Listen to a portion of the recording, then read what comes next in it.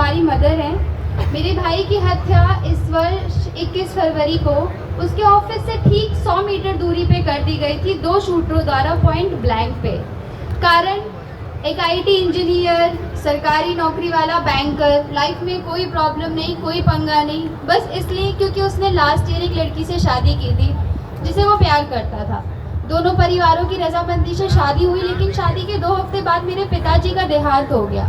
और उसके बाद हुआ ये जो हर लड़के के साथ होता है, माँ बहन को छोड़ दो, मेरे साथ रहो, सारी संपत्ति मेरे नाम कर दो, सारी पॉलिसी मेरे नाम कर दो।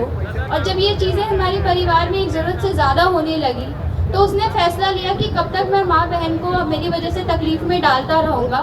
तो उसने काफ़ी से कोशिशें भी की कि वो लड़की जिस तरह से खुश रहना चाहे उस तरह से उसे खुश रखने की कोशिश करूँ, ताकि वो मेरी माँ बहन को ना परेशान करे, मेरे ससुराल वाले घर पे आके मेरी माँ बहन को गालियाँ ना दे, मुझे जान से मारने की धमकी ना दे।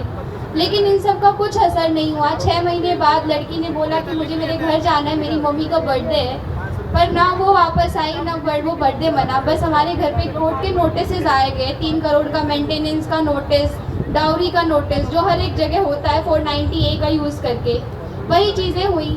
और अभी वो बेचारा ये केस लड़ ही रहा था, हर जगह रेगुलरली मीडिएशन में जाना, पुलिस स्टेशन जाना, चक्कर लगाना, प्रूफ इकट्ठा करना। इनफैक्ट जब अतुल सुभाष जी ने सुसाइड किया था उस टाइम पे भी वो रो के उसने मेरे को बोला था कि रुको, मेरे पास एविडेंस बहुत है पर डर लग रहा है, क्योंकि कानून इस तरह से काम नहीं करता कि लड़के होने के नाते आपके पास क्या सबूत है और क्या नहीं है। और अंत में ये हुआ कि 21 फरवरी को जब सारी चीज़ें हमें लगा था ठीक है, कानूनी झंझट ही तो है, देख लेंगे, उन्होंने सुपारी दे के उसकी हत्या करवा दी। हमें लगा था ठीक है, सबूत है, अभी भी हमारे पास सबूत है, सब गिरफ्तार होंगे।